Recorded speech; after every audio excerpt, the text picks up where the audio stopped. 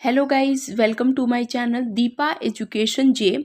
आज की इस वीडियो में हम बात करेंगे सीटेट 2024 में सोशल साइंस, यानी जिन बच्चों का 60 मार्क्स का एसएसटी में, जिन भी बच्चों का सोशल साइंस यानी आर्ट्स वाले जो बच्चे हैं जिनका एसएसटी रहता है, सामाजिक अध्ययन रहता है सेकंड पेपर में, उनके लिए ये वीडियो होने वाली है।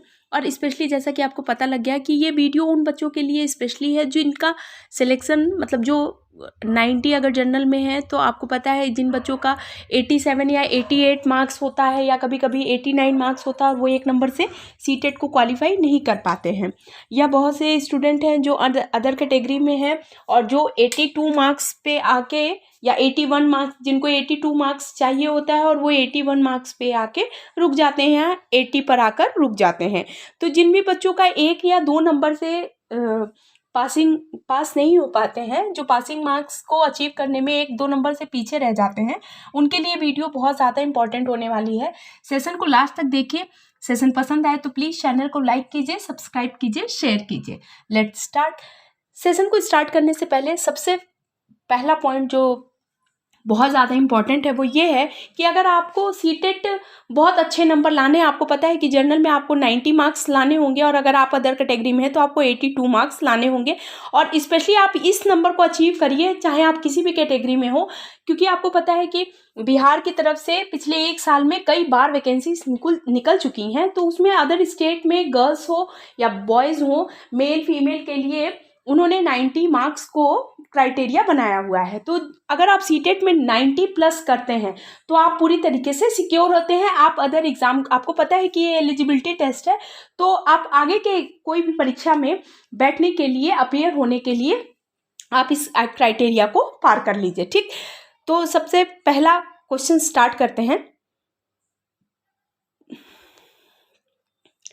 न्यामगिरी पहाड़ी कहाँ पर स्थित है? देखिए यहाँ पर मैंने नोट भी बता दिया हुआ है और इस नोट से भी आपके प्रश्न परीक्षा में पूछे जाते हैं। सीटेट में आपको सबसे जो पहला काम करना वो ये है कि आपको एनसीईआरटी बिल्कुल अच्छी तरीके से पढ़ी होनी चाहिए। अगर आप एनसीईआरटी पढ़े हैं तो आप एसएसटी में 60 में से आप ये समझिए कि आप 48 प्लस क्वेश्चन आप कर सकते हैं। ध्यान रखिएगा, 48 प्लस मीन्स आप क्योंकि देखिए जिन बच्चों का 1 या 2 नंबर से नहीं होता है उनका सबसे जो प्लस माइनस पॉइंट होता है वो ये होता है कि वो आपका सब्जेक्ट जो होता है वो कंप्लीट नहीं होता, वो उनका सिलेबस उसमें कंप्लीट ही नहीं होता है और वो एग्जाम देने जाते हैं। आपको जो भी बच्चे 1 नंबर 2 नंबर से नहीं हो पाते हैं उनके लिए ये वीडियो है। तो मैंने बताया था कि आप सबसे पहला काम ये करिए कि एनसीईआरटी की बुक्स हैं उनको बहुत प्रॉपर तरीके से रीड कर लीजिए, क्योंकि आपके प्रश्न जो होते हैं वो एनसीईआरटी बेस्ड पे होते हैं। सीटेट का एकदम फिक्स सिलेबस है और उसी सिलेबस से क्वेश्चन पूछे जाते हैं। ठीक, यहाँ पर क्वेश्चन दिया है न्यामगिरी की पहाड़ी कहाँ पर स्थित है। ठीक है, ये भी क्लास 8 एनसीईआरटी का क्वेश्चन है। तो देखिए न्यामगिरी पहाड़ी जो है वो उड़ीसा राज्य में है, पहली चीज आप ये जानते रहिए, और ये कालाहांडी जिले में स्थित है। ठीक है, ये भी आप जानते रहिए, कालाहांडी जिले में स्थित है और ये डोंगरिया कोंड नामक आदिवासी समुदायों का इलाका है। और न्यामगिरी जो है ये समुदाय का पवित्र पर्वत है और यहाँ पर एक बड़ी एल्युमिनियम कंपनी यहाँ पर खान और शोधन संयंत्र लगाना चाहती है। देखिए आपको पहले जो सबसे ज़्यादा पॉइंट ये है वो है कि न्यामगिरी पहाड़ी है कहाँ पर। तो सबसे एक पॉइंट तो आपको ये पता लग गया कि न्यामगिरी की पहाड़ी है उड़ीसा राज्य में। ठीक, आप पहले ये चीज़ जान लीजिए। इसके अलावा जो सबसे ज़्यादा पॉइंट है वो ये है कि सीटेट में सेकेंड पेपर में एसएसटी का जब आप क्वेश्चन पेपर उठाते हैं तो आप देखते हैं कि कूट से प्रश्न ज़्यादा होते हैं, यानी 4 ऑप्शन दिए होते हैं और उसमें आपको बताना होता है कि कौन सा ऑप्शन इसमें उपयुक्त, चारों में से कौन सा 3 सही है और एक गलत बताने को आता है। कभी कभी ए दे देगा, बी दे देगा, A B, B C, C A B C, तीनों, और या नहीं। तो आपको क्या होता है कि आप उसमें होते हैं कंफ्यूज। इसलिए यहाँ पर मैंने नोट में बता दिया हुआ है कि यह जो इलाका होता है वो है डोंगरिया कोंड नामक आदिवासी समुदायों का इलाका है और न्यामगिरी की समुदाय का पवित्र पर्वत है। जो न्यामगिरी पहाड़ी है वो इन लोगों का जो है एक पवित्र पर्वत माना जाता है और यहाँ पर एल्युमिनियम कंपनी जो है वो यहाँ पर एक खान और शोधन संयंत्र लगाना चाहती है। तो आप इन चीज़ों से आपको 5 पॉइंट मिले हैं और ये 5 पॉइंट आपको लगाना ज़रूरी है। यहाँ पर हो सकता है आपसे चौथा पॉइंट में ये क्वेश्चन, ये स्टेटमेंट दे देगा, स्टेटमेंट वाले प्रश्न आते हैं। इसीलिए मैं बता रही हूँ कि 4 ऑप्शन जो होते हैं उसमें आपको चारों चीज़ें पता होनी चाहिए, तभी आप क्वेश्चन को सही कर पाएंगे। नहीं तो अब वही बात होती है कि आप कंफ्यूज होते हैं, एक पॉइंट भी अगर आपका क्लियर नहीं है तो उसी में आपकी गड़बड़ी होती है और उसी में मार्क्स आपके पूरी तरीके से कट हो जाते हैं। तो यहाँ पर एक बड़ी एल्युमिनियम कंपनी जो है वो यहाँ पर खान और शोधन संयंत्र लगाना चाहती है। उड़ीसा राज्य में है, कालाहांडी जिला है, और कौन से आदिवासी समुदाय का इलाका है, तो डोंगरिया कोंड समुदाय का इलाका है। ठीक है, ध्यान रखें, ये सारी चीजें बहुत इंपॉर्टेंट हो जाती हैं। आगे क्वेश्चन, पटवारी का कार्य क्या क्या होता है, ये भी बहुत इंपॉर्टेंट क्वेश्चन है, रिपीटेड क्वेश्चन है। एनसीईआरटी क्लास 7th अगर आपने पढ़ी होगी, 8th पढ़ी होगी, तो उसमें ये प्रश्न पूछा जाता है। देखिए, पटवारी को तो सबसे पहली चीज ये है कि अलग अलग नामों से इसे जाना जाता है। लेखपाल इसी को कहते हैं, कानूनगो इसी को कहते हैं। तो इनका जो कार्य होता है वो है, पटवारी जमीन को नापता है, उसका रिकॉर्ड रखता है और अपने क्षेत्र में उगाई जाने वाली फसलों की जानकारी सरकार को देता है। ये भी मैंने पॉइंट में बताया हुआ है। इस भी देखिए, यहाँ पर मैंने कथन में दे दिया हुआ है, यही कथन और निष्कर्ष से प्रश्न पूछे जाते हैं। पटवारी के कार्य में ही आपसे पूछ लेगा कि ये जमीन को नापता है, दूसरा इसका रिकॉर्ड रखता है, ये भूमि में उगाई जाने वाली फसलों का रिकॉर्ड रखता है, और चौथा कुछ और दे देगा और आपसे पूछेगा कि कौन सा इसमें सही है। तो आप जितनी चीजें आप पढ़ी हुई होंगी तभी आप आंसर टिक कर पाएंगे। तो देखिए, सबसे पहली चीज है कि जो पटवारी का कार्य है वो, जैसे अगर ये किसी का खेत है तो इस खेत की जमीन को पहले वो नापेगा, और जिस संयंत्र से वो नापता हुआ होता है जरीब, और उससे फिर उसका वो रिकॉर्ड रखता है, और अपने क्षेत्र में, यानी जो इसके अंडर में जो भी क्षेत्र आते हैं उस क्षेत्र में उगाई जाने वाली, जैसे इस खेत में कौन सी फसल उगाई जाती है उसका भी रिकॉर्ड रखता है, और सरकार को उगाई जाने वाली फसलों की जानकारी देता है। ये कार्य होता है पटवारी का या लेखपाल का। ठीक है, आगे क्वेश्चन, पंचायत के तीनों स्तर के नाम बताइए। ये भी बहुत इंपॉर्टेंट है। आपको पता है कि पंचायत के अगर हम बात करते हैं तो ये भारतीय संविधान का बहुत ही महत्वपूर्ण अनुच्छेद में इसमें दिया हुआ है पंचायत के बारे में, और इसमें 3 स्तर हैं, ग्राम पंचायत, पंचायत समिति, जिला परिषद। इसी को पंचायत समिति को ही क्षेत्र पंचायत भी हर अलग अलग जगह, या जनपद पंचायत भी इसी को कहा जाता है। तो 3 नाम जानते रहिए, 3 स्तर, ग्राम पंचायत, पंचायत समिति, जिला परिषद, ये तीनों नाम बहुत इंपॉर्टेंट है। इसी का नाम, पंचायत समिति का नाम ही क्षेत्र पंचायत या जनपद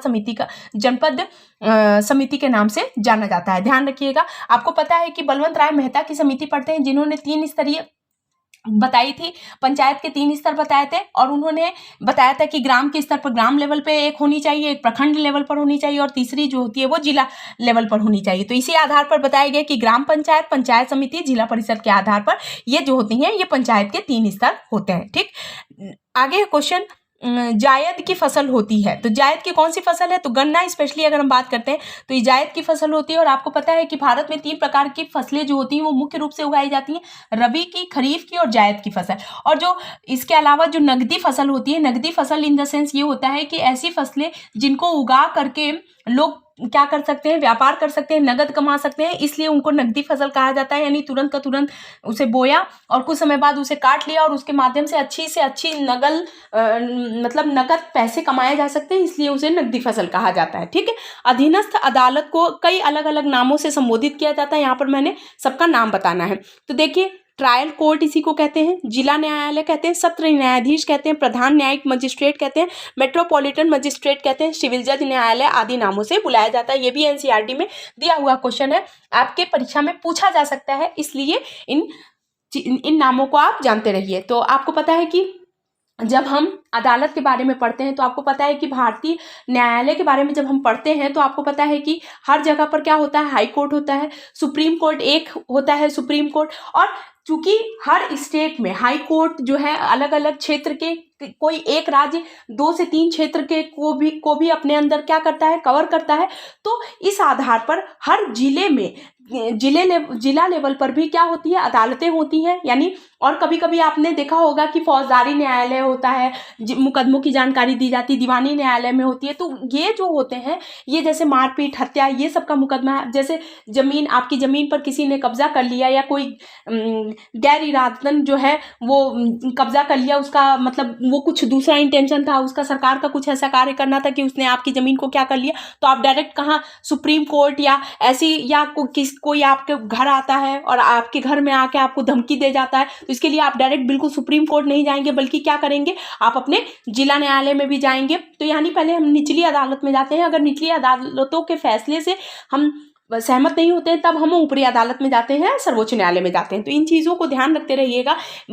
भारत में जो न्याय व्यवस्था है वो इस तरीके से है कि प्रत्येक व्यक्ति को न्याय से महरूम ना किया जाए और प्रत्येक व्यक्ति को न्याय पाने का अधिकार है, इसलिए न्याय को है वो पूरी तरीके से पारदर्शिता के साथ लागू किया जाए। इसके लिए अलग अलग क्षेत्रों में अलग अलग लेवल पर न्याय की व्यवस्था की गई है। ठीक, कि यानी अगर आप जिला जज ने जो न्यायाधीश ने जो आपको फैसला सुनाया, अगर आप उससे सहमत नहीं तो आप हाई कोर्ट में अपील कर सकते हैं, अगर हाई कोर्ट से भी आप सहमत नहीं तो आप सुप्रीम कोर्ट पे अपील कर सकते हैं। तो ये सारी चीज़ें हैं, बहुत ध्यान रखिएगा। ये सारे प्रश्न चूंकि परीक्षा में ऐसे पूछे जाते हैं, बिल्कुल ऐसे ही नाम से, तो ध्यान रखे रहिएगा। ये सब एनसीईआरटी में क्वेश्चन दिए हुए हैं और ऐसे ही प्रश्न परीक्षा में पूछे जाते हैं। ठीक, भारतीय सर्वोच्च न्यायालय की स्थापना कब की गई थी? ठीक है, तो 26 जनवरी 1950 को आपको पता है, बहुत ही रिपीटेड क्वेश्चन है इसलिए मैंने इस सेशन में ले लिया हुआ है कि भारतीय सर्वोच्च न्यायालय की स्थापना होती है 26 जनवरी 1950 को। और आपको पता है कि भारत इसी दिन गणतंत्र होता है और इसी दिन भारतीय सर्वोच्च न्यायालय की स्थापना होती है। और आपको पता है कि जो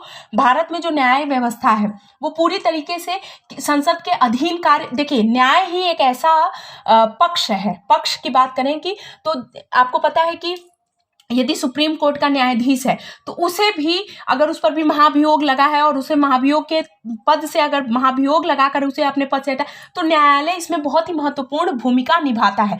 तो न्यायालय जो ये जो हम सिर्फ न्यायालय की बात करते हैं तो उसके सामने प्रत्येक व्यक्ति, चाहे वो भारत का राष्ट्रपति हो, आपको पता है कि भारत का राष्ट्रपति जो होता है वो भारत का प्रथम नागरिक होता है, यानी प्रथम नागरिक से लेकर एक सामान्य नागरिक के लिए भी न्याय की व्यवस्था और न्याय का जो नियम कानून बनाए गए हैं और कानून के जो नियम बने हुए हैं वो सभी के लिए समान है, चाहे वो भारत का राष्ट्रपति हो चाहे सामान्य व्यक्ति हो। तो ये आई होप ये सारी चीजें आपको समझ में आ रही होंगी। सेशन पसंद आए तो प्लीज चैनल को लाइक कीजिए, सब्सक्राइब कीजिए, शेयर कीजिए। आगे क्वेश्चन देखते हैं, प्रथम लोकसभा अध्यक्ष कौन थे? तो देखिए यहाँ पर है, प्रथम लोकसभा अध्यक्ष थे जी मावलंकर थे। और लोकसभा के बारे में जो है अनुच्छेद किस में दिया हुआ है? तो अनुच्छेद 81 में दिया हुआ है। ठीक, तो देखिए ये कुछ इंपॉर्टेंट क्वेश्चंस है जो आपकी परीक्षा के लिए बहुत ज़्यादा इंपॉर्टेंट है। और अगर आपको ये सेशन पसंद आ रहा हो तो प्लीज़ चैनल को लाइक कीजिए, सब्सक्राइब कीजिए, शेयर कीजिए। और ऐसे प्रश्न, चूंकि ये देखिए मैं यहाँ पर बार बार बता रही हूँ कि ऐसे प्रश्न बिल्कुल उसमें स्टेटमेंट निष्कर्ष में क्वेश्चन पूछे जाते हैं, तो आपको एक एक लाइन एक एक पॉइंट आपको चीज़ें पता होनी चाहिए, तभी आप क्वेश्चन को क्या कर पाएंगे, सॉल्व कर पाएंगे। तो आई होप आपके लिए वीडियो बहुत ज़्यादा इंपॉर्टेंट होगी। सेशन पसंद आए, मेरी मेहनत पसंद आए तो प्लीज़ चैनल को लाइक कीजिए, सब्सक्राइब कीजिए, शेयर कीजिए। Thank you so much, thank you for watching.